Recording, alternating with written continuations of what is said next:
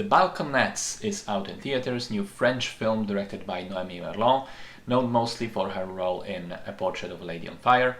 This was co-written by her and Céline Sciamma, who actually wrote and directed Portrait, so it's a bit of a different type of collaboration this time. The film stars Noémie Merlan herself, Souheila Yacoub and Sandra Codreanu.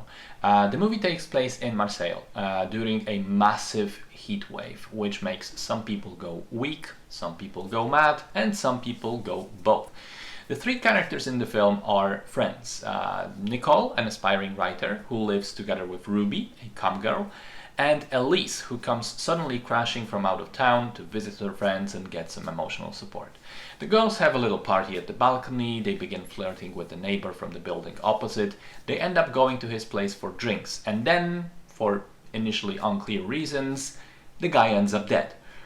And the girls are left trying to clean up the scene and clean up the mess and basically just ensure that they won't go to prison. So the first 15 minutes of the film or so, I was enamored. I thought that it does an excellent job of introducing us to this place and these characters and the relationships.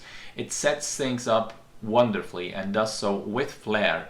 Many long sweeping shots just going around the block and one absolutely stunning image of Noémie Merlan in full Marilyn Monroe getup and a red dress right as she enters the building for the first time. There's a shot where she's lit by a single ray of light from above and it's just gorgeous.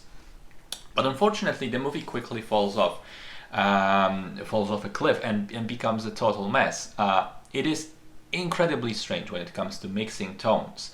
Sometimes it seems to be a serious drama, sometimes dark comedy, sometimes horror.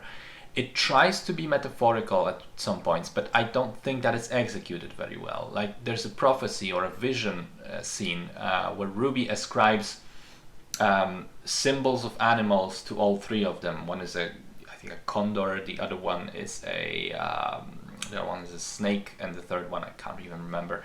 But that is only mildly relevant to the rest of the movie, with Nicole representing death, being able to see ghosts, and Elise representing life, finding out she's pregnant.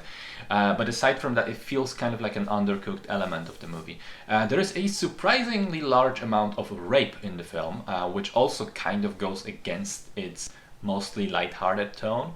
And there is a massive amount of nudity. Boobs fly out in almost every scene, and if it was a movie made by a man, I would probably say it's gratuitous, but because it's written, directed and performed by women, and in one case the very same woman in all three of those roles, I would say it's at least not the usual type of gratuity, but rather a representation of freedom and doing whatever the hell you want with your own body. And I feel that this is what the movie was mostly trying to be, a sort of weird, wild commentary on women breaking free from the oppression of men, mostly sexual and physical oppression, of women taking revenge, getting rid of their oppressors and becoming their own masters. But again, I felt that because the movie is so all over the place when it comes to the tone and the subplots, that it kind of gets lost a little bit, that message. I did like a few things about it. I mentioned I liked the opening 15 minutes already.